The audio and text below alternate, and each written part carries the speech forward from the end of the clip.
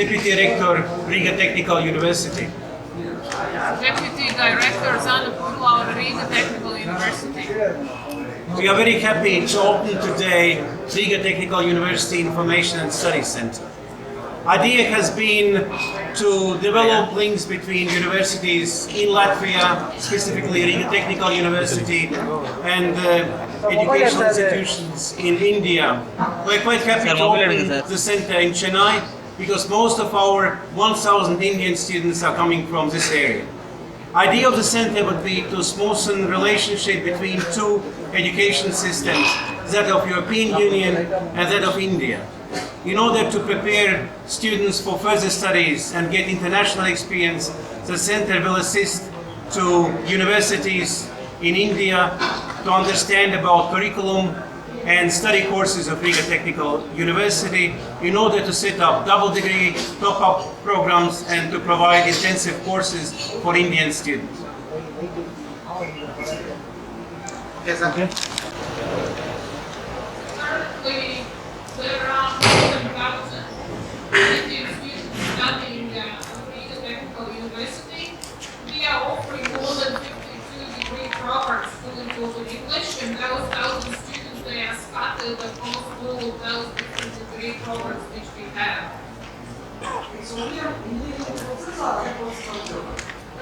We focus in engineering as being a technical university. We have a large faculty of management and economics, and we specialize in finance, in real estate management. We have as well environmental science, chemistry, material science, and the rest would be the engineering degrees. So do you have any plans to tie up with other universities in India? We do have a plans that one of the main purposes as well, we are opening this center here, and our center then will facilitate us to coordinate. Because we're going to be out here, our interns going to be out here, plus we have our cooperation partners who are based here. What are the advantages of this new university? What are the advantages of this new center? What are the advantages?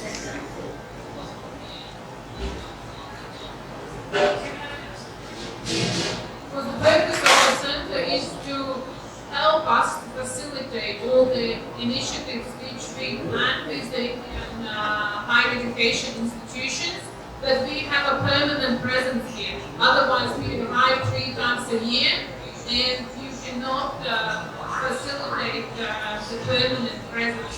That's one of the reasons. And then we have our as well colleagues out here. And then that should help us then to enhance the cooperation with the partners we have here, plus as well acquire new partners. I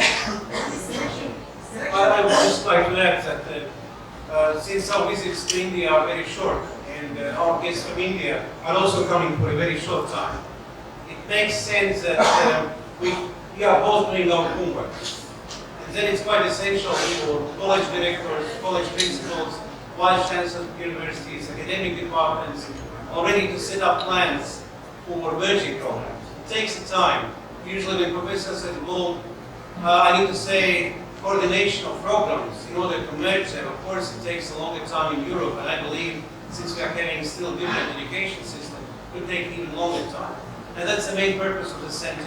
People need to know what is the place in Chennai, where they can come, express their ideas, and we know where we need to go in Chennai and then meet and continue further. Because the idea is, as you know, the EU is having a lot of funds for setting up joint programs. And our university also is investing a lot now to have these double degree programs, top-up programs, recognizing both points of different education systems.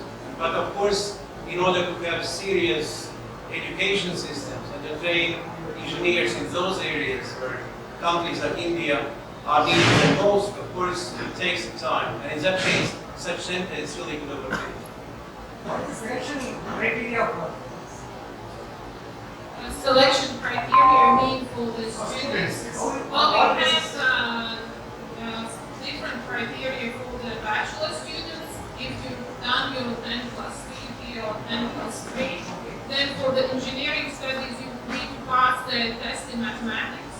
At the moment, that's an online test, but we are planning that we could use our center as well as a platform to conduct the exams out here. Plus, that would be your English language proficiency. We would ask for the level B2, and then we assess your secondary education certificate. We want to see that you've been in the science stream.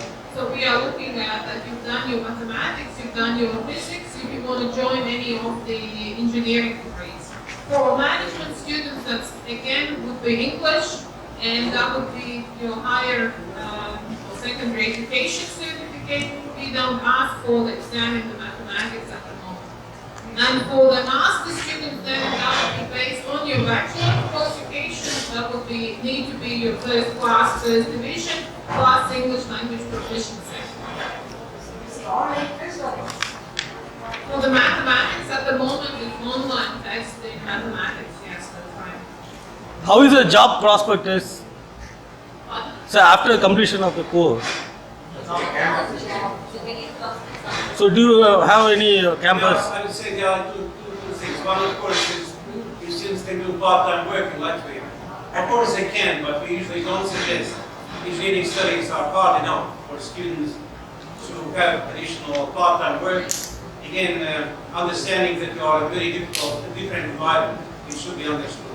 Everything is different, and students really need to pay most of their attention to studies. That's quite clear.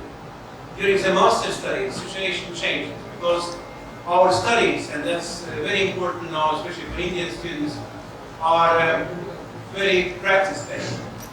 Of course, you get your basic theoretical training as an engineering student, but after everything gets very practical. We have a lot of independent project works, we have labs, we have design factory where you really can test your ideas, excellent equipment, all is there. But of course, students they need to use and they need to understand all opportunities our institution and different EU institutions can provide.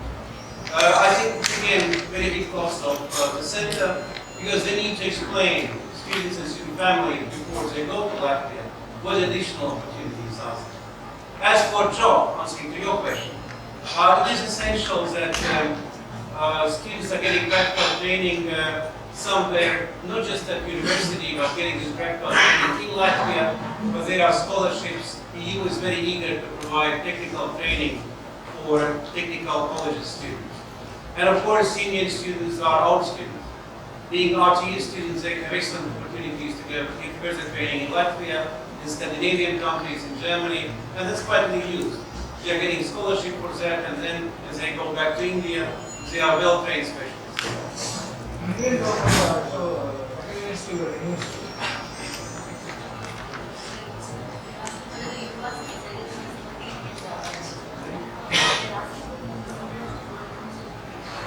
Our universities is recognized by and many Indian students have already returned back to India. They are working successfully in India and in all parts of the world. What is your connection with Madras? IT Delhi, because we have had joint sessions between our scientists in chemical technology and material science. And we see our task in our faculties that we are asking our professors to visit IIT Madras. It's a very established institution to start joint projects or initiate projects between the EU and India. It's just a visiting state. It's a visiting stage. What about Anna University? Anna University, we have had several visits to Anna University. And we are already having many students from Anna University continuing their education at Riga Technical University. So basically, cooperation with Anna University, it was already, I would say, like a very initial step before setting up this center. That knowing difficulties when students are transferring, it might be, again, as I said, it might be softened if students already know where they are going, what is their previous education, and which programs are much more competitive for Indian, I would say, economic situation, which are most demanding programs. And that's a very good way how we can cooperate with other universities. What is the financial component for the school?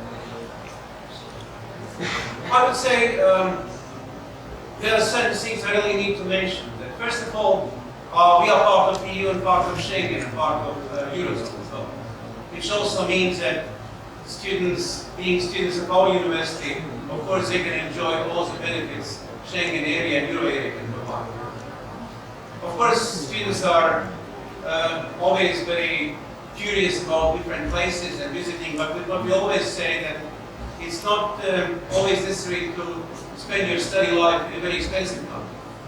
Latvia is not expensive country, but at the same time it provides very high quality education, which means you get very good technical education or management education, but we don't spend so much money on everything else.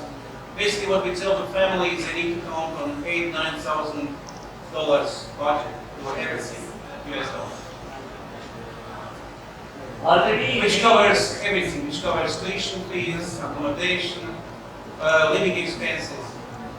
At the same time, it's quite clear, getting the same kind of education in Western Europe, you can spend much more. And at the same time, being within Schengen area, I think it's very advantageous that students can explore. And what I mentioned about practical training in different European companies, I think it's a big plus for students to spend time in a good combination. You get not so expensive studies of good quality that allow you to get basic training in other countries of the EU. This is 8,000 to 9,000 USD for the entire course. For 1 year. it's annual budget of the family to send their child to Latvia. It's very close. Yes. Of course, it depends from willingness to spend money, but of course there are certain requirements by Latvian immigration, which is around 1,000 euros.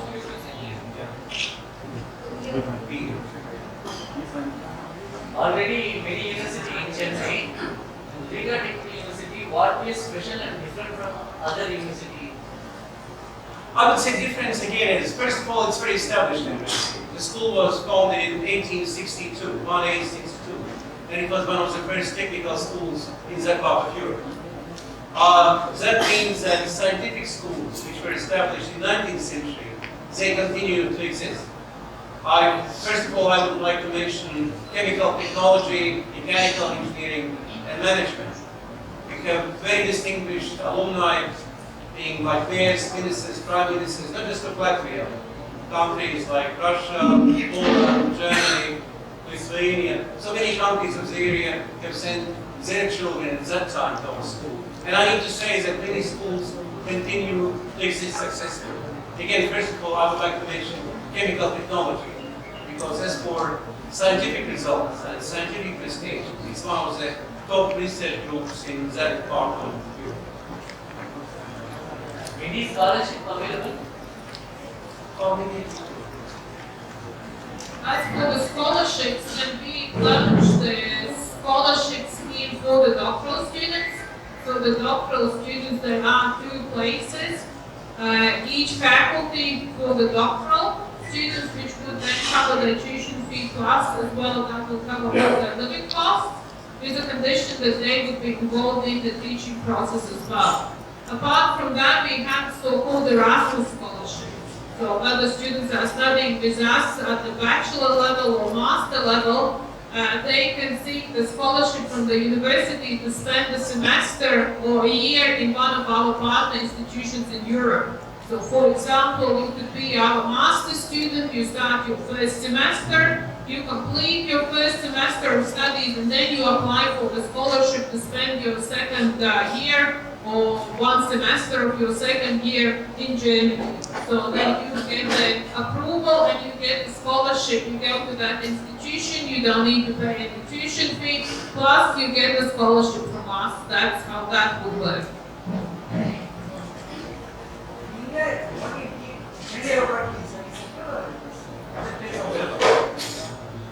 In the Chennai, we are just now opening our RIGA TU Study and Information Center. No other place in India.